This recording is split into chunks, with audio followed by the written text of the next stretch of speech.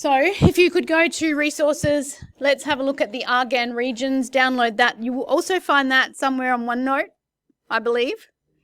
The first part of this should not be brand new information to you, right?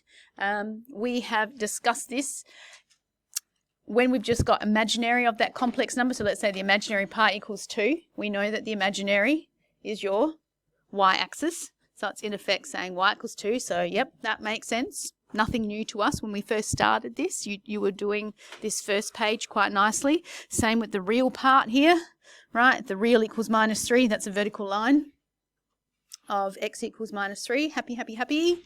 Happy, happy hippos. Same with this, the circle bit. So modulus of a circle is saying the length of that complex number is always 3. So that's why it's all these infinite points around the circle, right? When it is less than or equal to 3, that means you've got all these infinitely many, right, complex numbers that could fill that circle. Make sense? We remember this. When it's greater than, then it's the outside area and it's dotted lines because it's greater than. I hope you appreciate my perfect circles there. I didn't draw those by hand. I wish I had. I know. I wish I had, but no, it's a insert sort of thing. Hopefully we remember that if we've got two complex numbers, one take the other, equals, we're looking at the distance between those two complex oops. This is the bit that I would like to just get you to, I guess, note down or add to your note sheet a little bit, is when we have, we're looking at this and we say, yes, we've got two complex numbers take and it equals a value, right? There are certain distances. It actually forms the region, the loci. It's a circle, right? And Ethan's frowning at me. If we have a look at this, if we let z be the complex number I plus iy, x plus iy, and w be a plus bi, right? We pop it in. You can follow along, yes? What have we done going from probably this line to this line? Right, you've got your real and you've got your imaginary, okay? So the real part, the x take A, and then the imaginary will pull out the y take B. Remember what this is asking you is if this is your complex number here, so that's your real part and that's your imaginary part.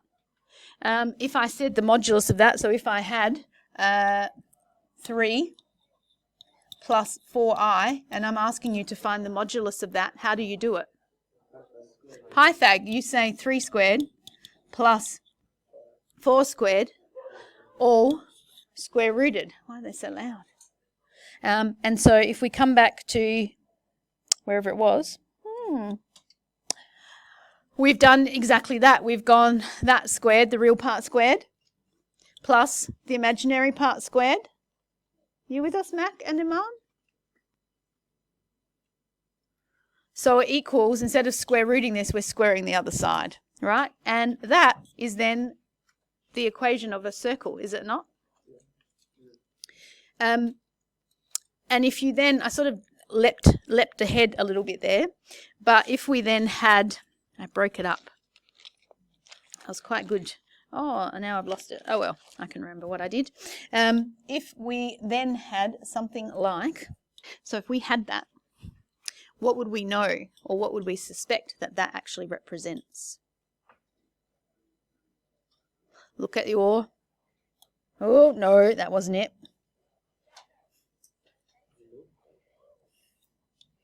I mean, we could do the whole shebang-a-bang, and we're going to ask you, I will ask you to prove it, I guess, in a moment.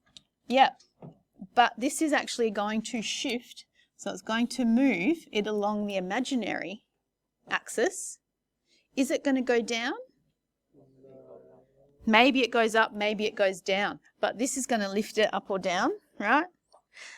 And there's no real part that's moving. So we're going to have the center, and it's either going to be 0, 2, or 0, negative 2. Do you want to make a call? Because if we have a look here, look at what would happen when we have x take A, it became A. When it was y take B, it became B. So what would we have here? We're going to move up or down? up. So you're going to have center 0, 2 and radius of 4. Yeah? So can we actually prove that graphically, algebraically? So what do? We let z be x plus iy, right? So we've got x, what was that? Plus iy, take 2i equals 4. Am I stopping so you get this down, or are you just going to sit back and you're happy to watch? Oh, they're just watching, okay. And then we have our real part, which is just the x. We gather our imaginary, which is the y, take 2. So I've pulled that out as a common factor. Yeah? Will, I mean, if you don't want to pay attention, go for a walk. And again, try and look at that as if it was 3 plus 4i. Again, what do? You take this 3 squared and you take the 4 and you square that. I don't know why suddenly with this people are wanting to square the I as well, and I get all these minus ones stuck in there. Don't do it. So what we end up with then is x squared plus y take 2 squared equals that squared. Do you understand why it's that squared? We could have square rooted and then equals 4, but we've got rid of that square root by squaring. That's why we get 4 squared rather than.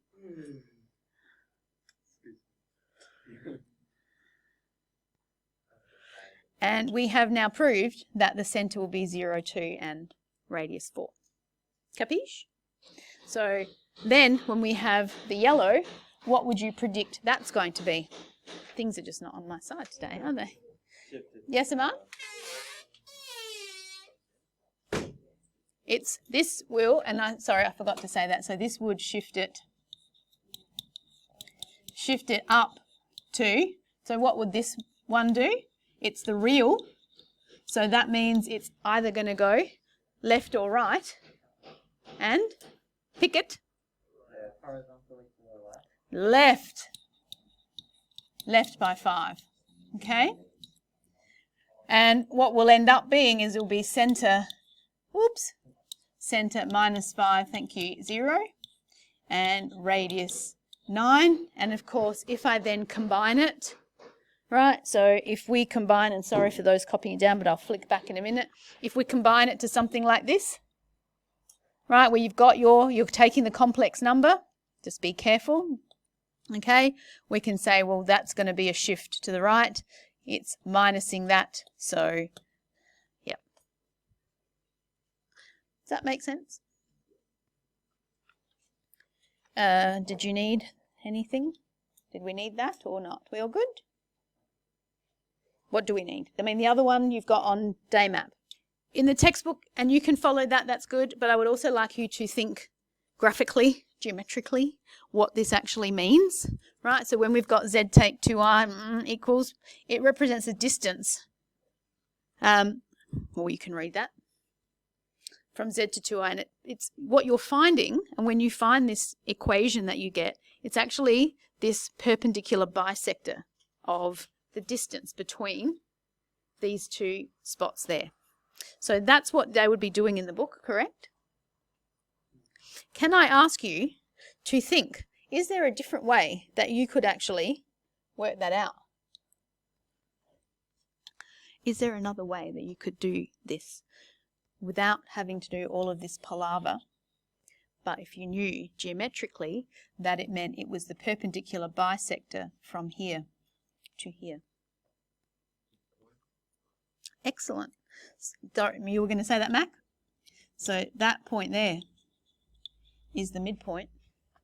What do we need to find the equation of a straight line? Two things. We need the slope and a point, right? You have your point with the midpoint, yeah? How will we get our slope? Yep, because that's actually 4, 0, 0, 2. So you could use your slope formula. You could get it, and trust me, you would get the same. It's just cute to know, right? I would probably all the time get into the groove of doing that, but, you know. all they do is change the numbers around. So you've got a couple of questions like that, I believe, on the back page of your worksheet. Yep. So now have a look at that and you can go ahead and do. What else did I put on that? I think that's about it. The other stuff, the argument, I think we've looked at. But use it to summarize your notes. Yes, I don't know what that was. And then I really liked how some textbooks were representing the complex number. So some of you have already figured it out from the first part. That was really good. But, you know, Z1, that's going to be 6. And that angle is pi on 6. And so on and so forth. So you could have a look and follow that. Is that okay? So solve it, factorization. And we look at the example, and the example used z to the 4. And so we're going, yep, z to the 4 equals 1. So you pop it on the other side, and then you could factorize it easily. But when we've got z cubed equals 1, we pull z cubed over minus 1 over to the other side, and we're meant to factorize that. And how are you meant to do that? Just by looking at that, you should be able to tell me what 1, 0 is. What value can you replace in place of z? 1. So you know that it's going to be z take 1 times a quadratic, yeah? How could we find that quadratic? Yes, Mac? You put your hand up and then you don't say anything. The synthetic division. Well done.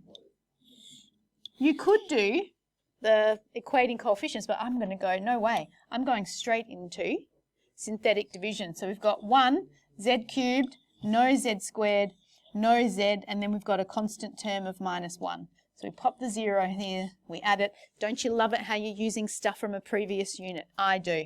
1 times 1 is 1, 0 plus 1 is 1. 1 times 1 is 1, 0 plus 1 is 1. 1, yay! We know that it equals 0, and therefore we've got z squared plus z plus 1. You could use your quad formula, but it's late on a Wednesday. We could go straight to our calculator. It's saying, z is 1 and z equals, what would that be?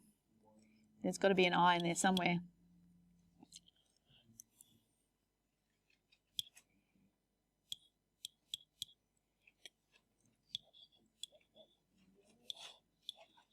Oui?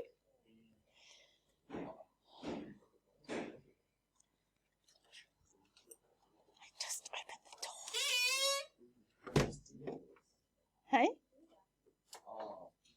What? Then be going, well, why are they asking us to do it in another way with the nth root method? Because if they then had like z to the 5 or z to the 6, which, you know, I'm not going to do too much of, but if we toddle along and have a look, we have z to the 5, and what we're trying to factorize or solve is when it equals a complex number. And you go, hell's bells. So doing our method by trying to factorize, it's not going to be a happy situation. But if we can use polar form and then squeeze in De Moivre's theorem, things will be nice. Okay, so that's basically what we're going to call the nth root method. So we start by saying, same thing, z cubed equals 1, and we want to write 1 in polar form. Who remembers what is 1 in polar form? So 1 is along your real bit there. So yep, it's 0, but it can do laps and laps. So we're going to say plus k lots of 2 pi. All good? Now I don't want z cubed. I just want z. So how do I get rid of a cube? Cube root. So this will be z equals cis k2 pi. Now the cube root is the same as taking it to the 1/3. Yeah? So then we've got z equals cis k2 pi on 3. When we have z cubed, how many solutions should we expect? 3. I mean, we saw them over here, 3. And you're going to get those 3 solutions when k is 0, when k is 1, and then when k is 2. So when k is 0, no surprise, you get cis 0, which is 1. Confirms with how we did it over here. When k is 1, we're going to have cis 2 pi on 3. And look, yep, we can do the whole cos, blah, blah, blah, but we can also check on our calculator. I hope people are just using that little shortcut, and I can't remember, sometimes I forget to tell you, sometimes I do, but we can just go, so what's the modulus? So we go 1, shift, well, angle there, and then you can just pop in 2 pi over 3, and it will give you minus a half rather than going to the, you know, option complex. I mean, you might already have that open because you're doing other stuff, right? So you could actually, you know, complex and type it in and then go to here, but that's your little shortcut. We know that? Oh, okay. I was ahead of the game. So minus a half plus root 3 on 2i. So minus 1 plus I root 3 on 2. And then we've got this one, which will be cis times, when it's 2, so we've got 4 pi on 3. Now, this is where you have to make sure that you're reading the question. If it says express your answers in polar form, you don't stop there. Why? Pardon? That is polar form. Cis theta is polar form. But what do we know about the angle in polar form? It has to be between pi and minus pi. So you need to rewrite that and say that is actually cis. And how do we do that? We just take away 2 pi. So you take away 6, so that'll be minus 2 pi on 3, right? If it said, give it as, what's it called? Cartesian form, then you'd have to go on and you'd say, well, it's minus 1 take I root 3 on 2. To sketch this on an Argand diagram, that's your complex plane, right? How do we sketch that? Because there are 3 solutions, what you're going to do, oh no, that's not good. I have to do the circle first.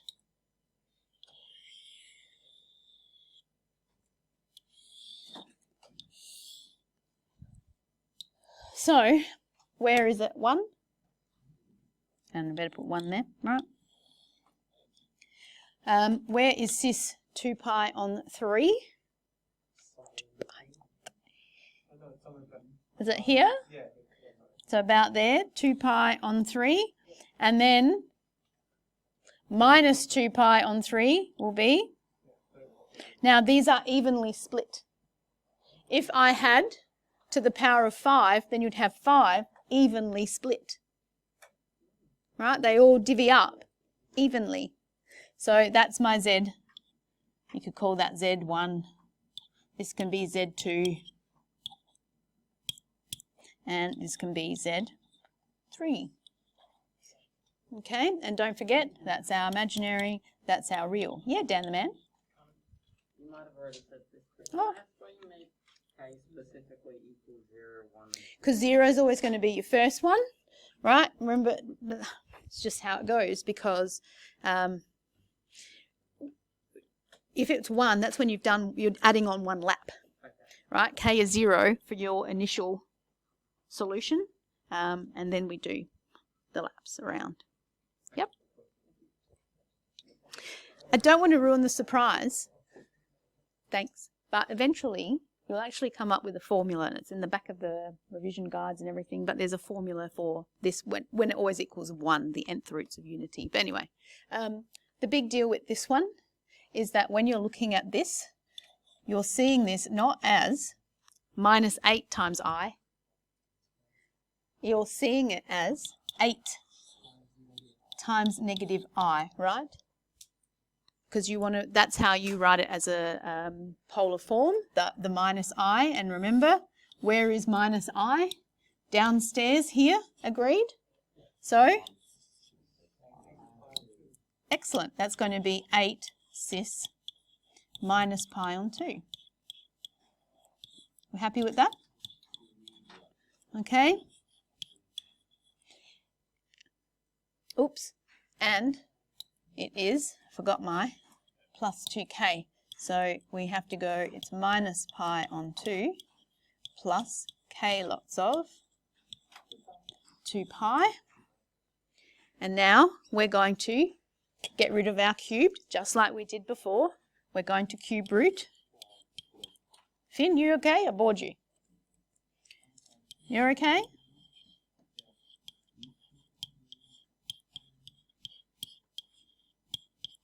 Have you done this already? Oh, well then carry on with the reviews, carry on with the worksheet. Sorry. Have you done it too, Kel? Why? I'm impressed. Oh, by mistake, out of error. Okay. Well done though. Right, to the 1/3. And then using, this is now, what theorem are we using? De Moivre's theorem. So it's going to be 8 to the 1/3. The markers are going to absolutely love you if you actually put in there DM, De Moivre's theorem. I'm going to put it at the side here.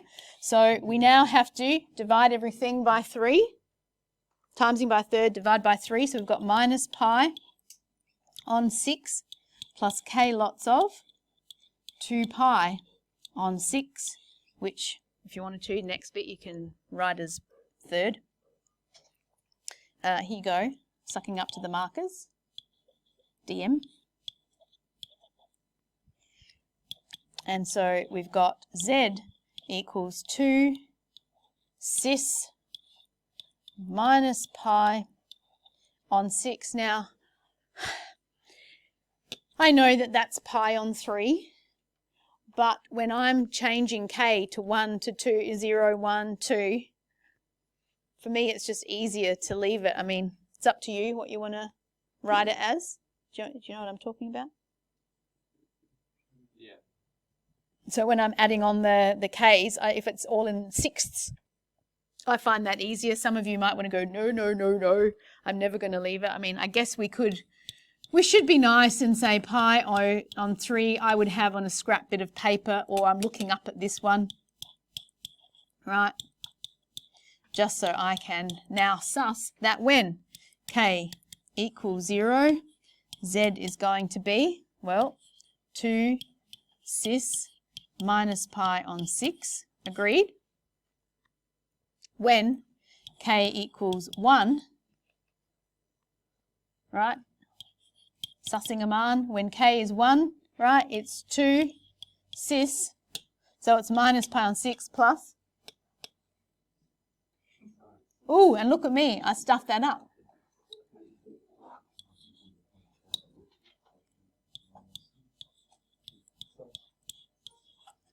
What's what? Confused? Now I'm confused. So when k is 1, minus pi on 6 plus 2 pi on 6 gives me pi on 6. And when k equals 2, I've got z equals 2 cis. That becomes minus pi on 6 plus 4 pi on 6, so 3 pi on 6 pi on 2. But of course, you could leave it like this and you could just use your calculator to add it all up. I don't really care. I mean, I care, but you know. Oops, and minor correction, because they were talking, that should be 2 pi on 3. So go ahead and correct these ones. Okay. Worksheets. You should now be able to complete the back side. One of them is a little bit doozy. I think the last question. Give it a go. Try and work through. Exercise as much as you can for F1 and F2. I would love it because we're missing our double on Friday, so maybe you could work through that homework tonight and over the weekend, but if it's pushing it too much, sorry about that. Do the best you can. hopefully next week you have that whole week to do a fair bit of revision, because I don't know why, but complex numbers tends to be a bit of a hard test. Yeah, good luck.